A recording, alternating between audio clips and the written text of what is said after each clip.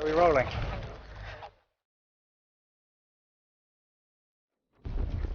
Yeah, you go. Yeah. You good? Hello! Hello! And welcome to Shut Up, the inaugural episode of Shut Up and Sit Down. Hello! Ah.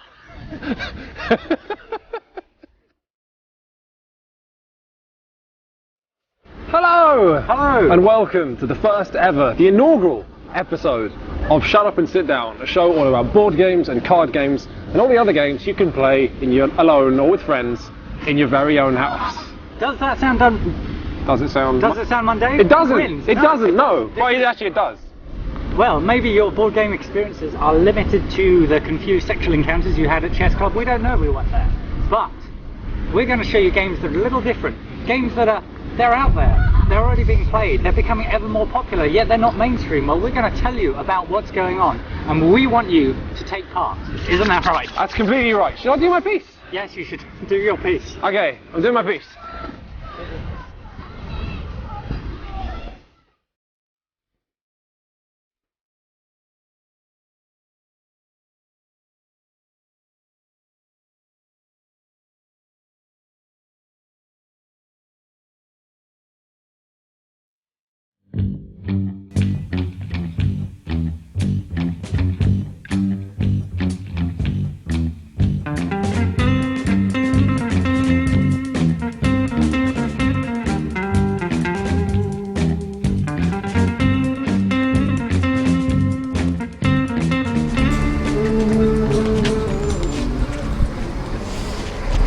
Look at that!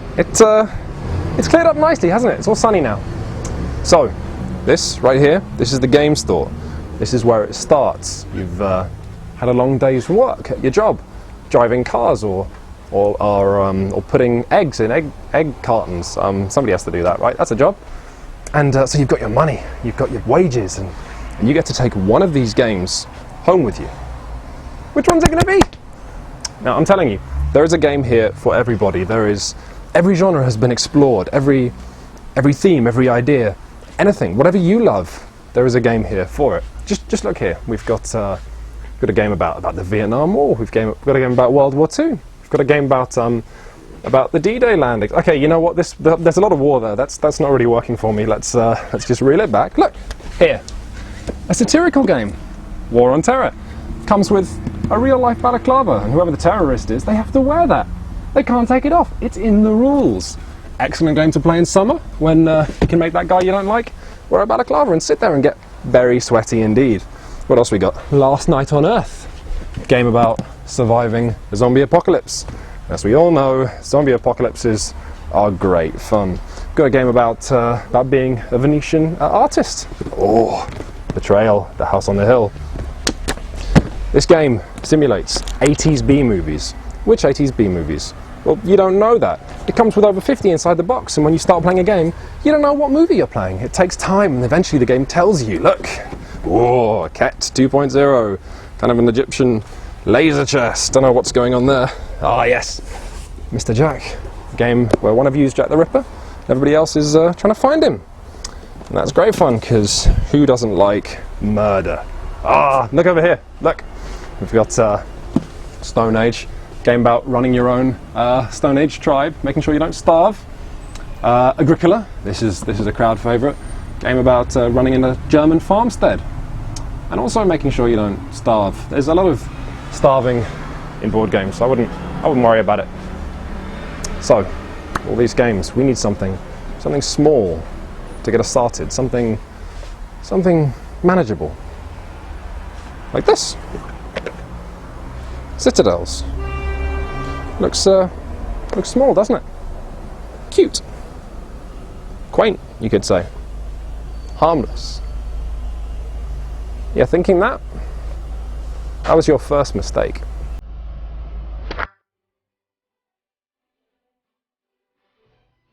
And I think I'll build myself a palace. Ha! You'll go, Bishop. I'm going to use the money from my church to build a defensive watchtower. Oh, very good. Very good indeed.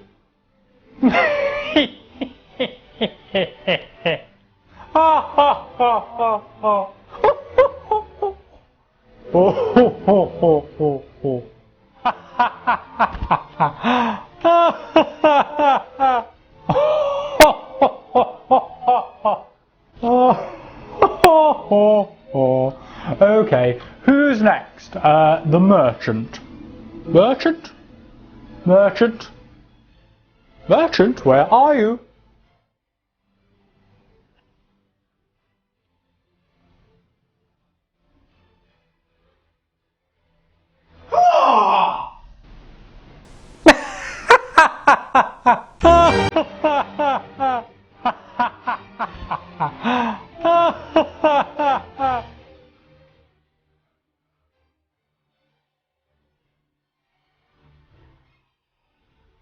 Hello gorgeous and welcome. Welcome to Citadels. It's a city building card game of intrigue, backstabbing and skullduggery.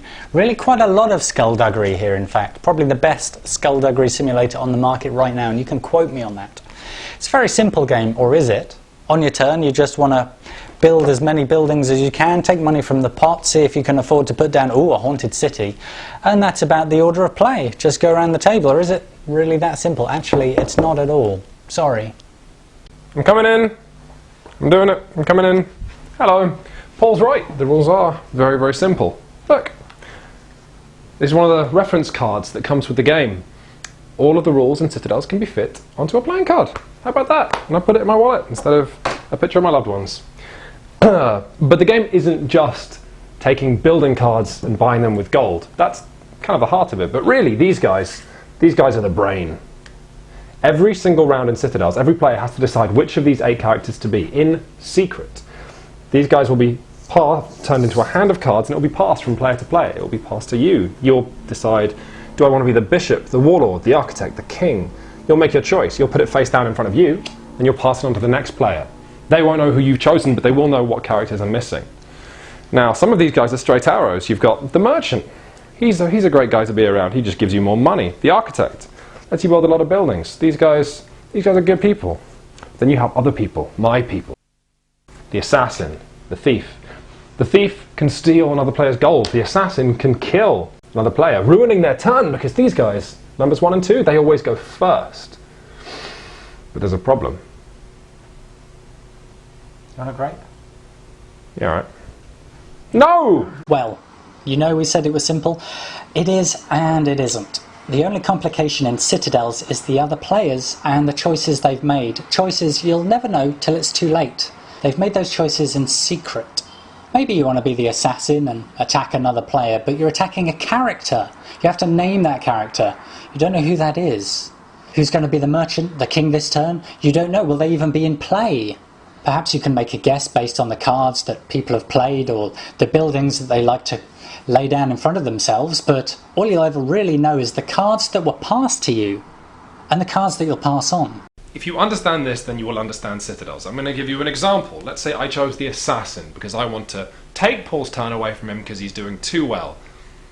I then need to, on my turn, announce who I'm going to kill, which means I need to figure out who he's chosen. Let's say I passed in the merchant and the king. I need to figure out, by looking at him, which one he's chosen. Has he chosen the king, so we can go first next turn, so he gets the first pick a character? Or has he chosen the merchant for the gold? And does he want the merchant more, but has just chosen the king as a double bluff? How well do I know him? Is he likely to double bluff? Is he likely to triple bluff? I'm going to say, you were the merchant. And then you're wrong. And you've accidentally murdered the guy who's in last place. And then it hits you. This is the game contained here within these 8 wee characters. It's nothing to do with whether you can build your crummy temple this turn or what card you're going to put down next. It's about screwing the other people through these and not getting screwed yourself. It's about bluffs and double bluffs, and it takes, about 2 minutes for a game of Citadels to turn into a backstabbing shitstorm. Like all good games, Citadels will irreparably damage friendships as you betray those around the table. Think you know your spouse, your significant other, your girlfriend, if you have a girlfriend? Well, Citadels will let you know what they're thinking, what they're not, and how well they know you, because boy, they're coming for you.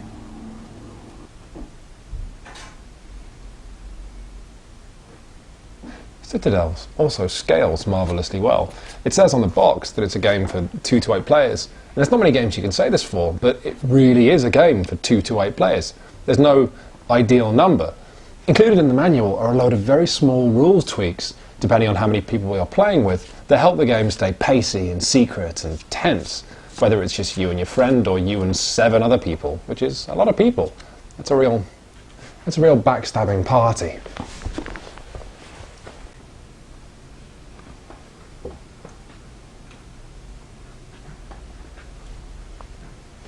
Yeah, so a lot of games come in boxes this small, but not many of those games have this much colour, this much heart, and this much depth to them. And now it takes up so little space that you could probably play it on public transport. Probably. But, hey look, the box is so small that you could fit it in a shoe, just like that. Citadels. Buy it. Could have a lot of fun being a bishop. Why didn't I do this sooner?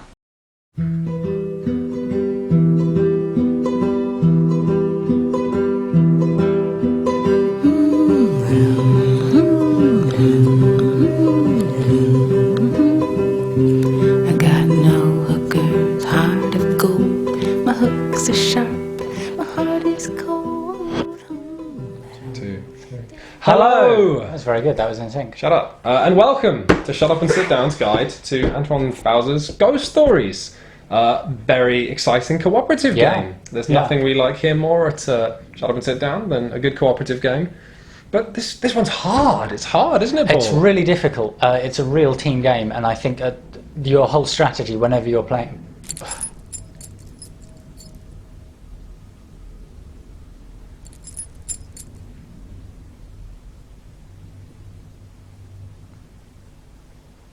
Sorry, I got a bit flustered. Your whole strategy when you're playing should be always using your strengths and using your team. If possible, try and use your monk's special ability every turn.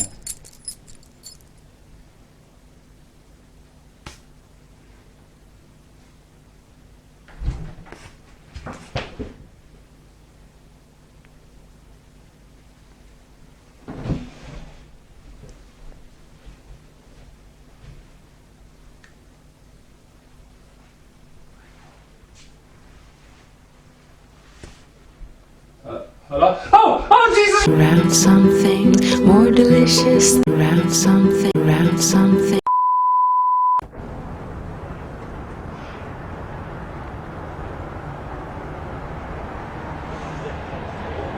There are a lot of challenges when you're a board gamer. They can be choosing the right kind of games for the right kind of people, getting those people interested, getting them to come out of the kitchen, into the living room, sit down, getting them into a game that's about the German postal service in the 17th century. No, you say, it's interesting, you should give it a go, even if it's about subsistence farming, even if it's about bananas. Trust me, you say, trust me. Yeah, I'll admit it, the fact is some games do sound boring, they look boring on paper, but this isn't the case.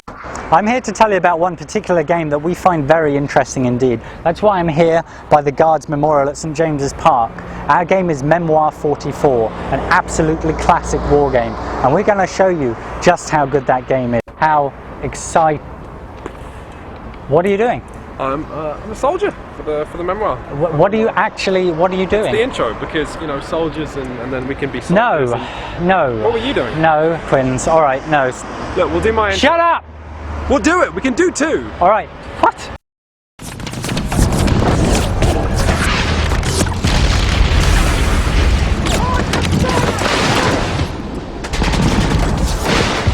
Quins! Yeah! Give me a situation report. It's not good, it's bad. It's really bad. They are everywhere. They've got us pinned down. There's snipers up in the church. We've got heavy mortar fire. Every time we try and move, they've got artillery coming straight for us. Keep your head down, Quinn. Jesus! Don't worry, we'll get through this. Commander sent us a secret weapon. This is straight on the boffins at Cambridge. It's called Memoir 44.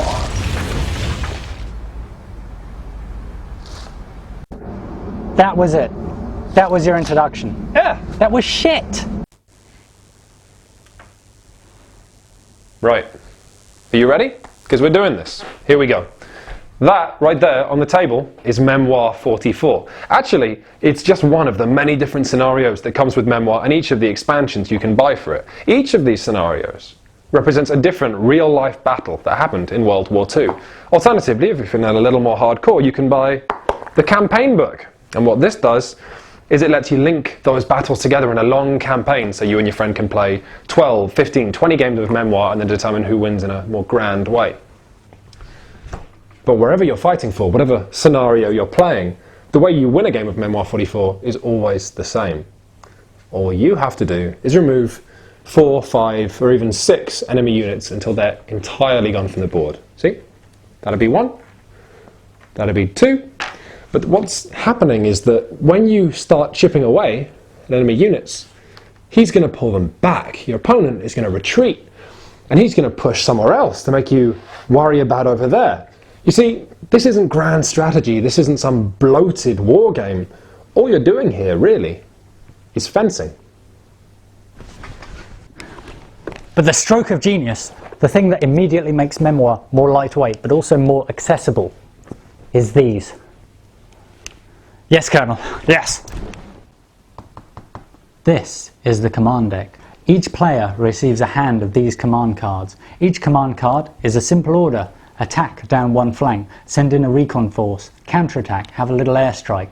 What bogs down most war games is their size. It's the amount of choices available to you. It's the scope of the battlefield. The genius stroke of these command cards, of which you only pick one each turn, is you only have a single order to choose. Which one is best right now? What suits the moment? What cards do you play now? What cards do you hold in reserve? You want to attack on the left flank now? Maybe I do, but can I back it up with anything else later? Will I be left out on a limb? What's Quinn's going to do? Do I need to perhaps respond to something here? I can think as far ahead as I want, but I can also improvise. But the best thing about these cards is they add an element of personality to the game. You can be on the verge of winning, you could be ready to take the enemy down on the right flank and then not have the card that you need to advance. You could almost be in tears because victory is taken away from you for another turn. Or you could have exactly the card that you need suddenly come to you and you can push, finally, through the middle, through the German defences and cry again. There's quite a lot of crying when I play Memoir 44. Do you know what? I don't think there's any better way of showing you how good Memoir 44 is, except just playing a round of the game. Let's go and play a round. I've dropped a card, but I'm ready. I'm pumped. It's time for war. Are you ready, Steve? Phil? Tim? Jack in the tank? You okay in there? They're okay. It's time. Please stop rolling. Oh God. Oh God.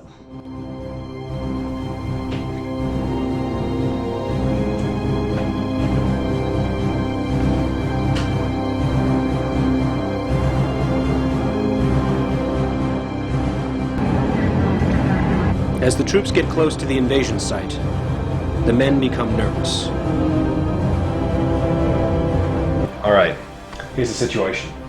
He is the Allies attempting one of the beach landings in France in 1944. I am the Nazis and trying to fend him off. I'm kind of equipped. I've got artillery here in bunkers, I've got men in bunkers, there's barbed wire, we've got tank traps over there. I've got some tanks in the corner, I've got men in forests and villages and other defendable positions. I've even got more command cards, but to represent that superior military infrastructure that was in place when the Allies attacked. He has more men than I've ever seen before in my life. It's going to be close.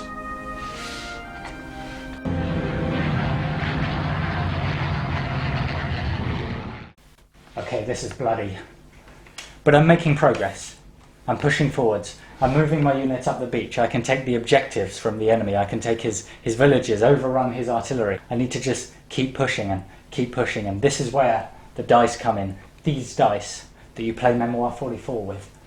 I want to try and match these units to the type of unit I'm trying to destroy when I roll the die. But there's something else. This is the key. If I just can perhaps roll one or two of these flags, if I can get these to land face up, I can cause his units to fall back. I can keep pushing. If he gets right back to the end of the board, I can destroy him.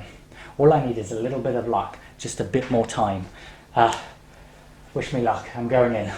Infantry assault. I see what he's trying to do.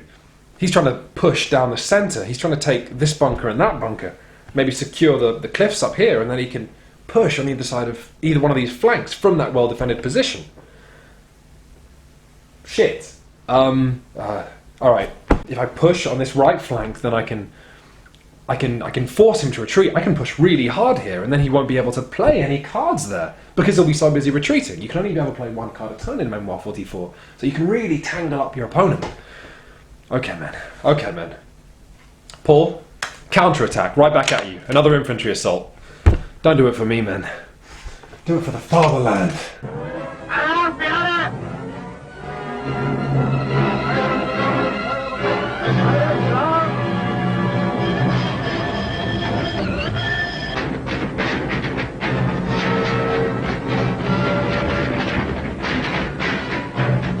No! No!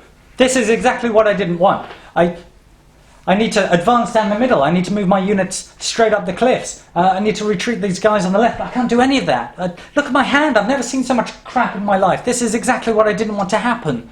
I need to completely change my battle plan. Armour? Anybody? Captain Smith?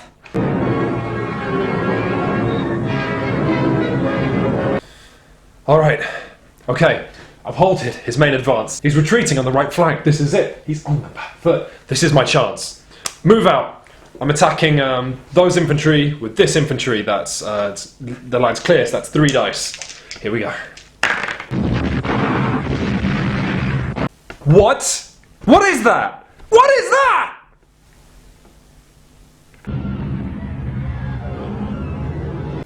No, this isn't good at all. I've suffered too many casualties on the left. I've got hardly any tanks left. He's really weakened me in the centre. I've managed to take out that pesky artillery, but that's it. All my forces are on the right. I should have moved these guys up much quicker, much sooner, and now they're too far behind. They're nowhere near the enemy. They can't engage. I don't know what to do. I don't know what's left. He's still holding back here. He's got forces in reserve. I've lost. This is it. For the game. Those tanks against your infantry right there. Das Feuer wird eröffnet.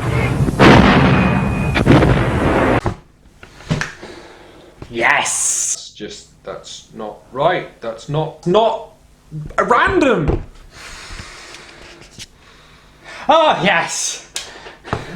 Der Vater! That's it, man. We've got them. Move forward, guys. This is it. Ah, yes. One of mine. Also here. I'm gonna take your bunker. Oh, look at those boys. Jesus Christ. Look at them. Someone get Churchill. I want to speak to Churchill personally. Now the tanks. Oh my god, okay. He's killed 4 troops, I've killed 4 troops. The entire game is hanging in the balance. I've just got to find an opening. I've got to find... Oh my god. Wait. Oh my god. If I just advance that unit to there, If he moves that unit there, then I can attack that unit. he can attack the unit there. And that'll win me the game. And then I've lost the game. Hello? Alright, Paul. I'm playing probe on the left flank, attacking that unit with that unit.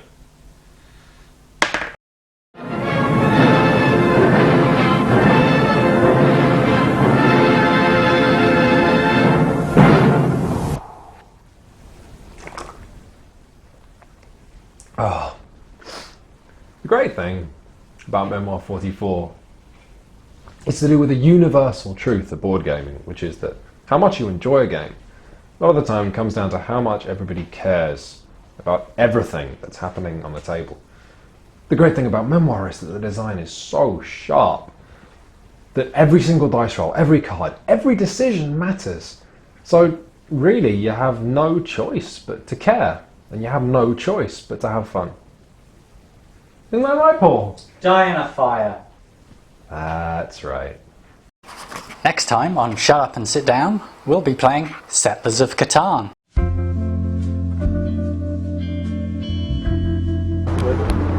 you go, nice one,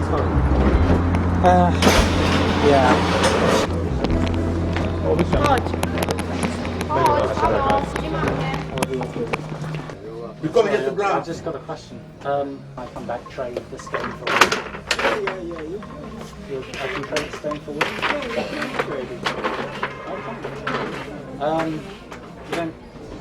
You don't do clay, do you? Because I need clay and bricks as well.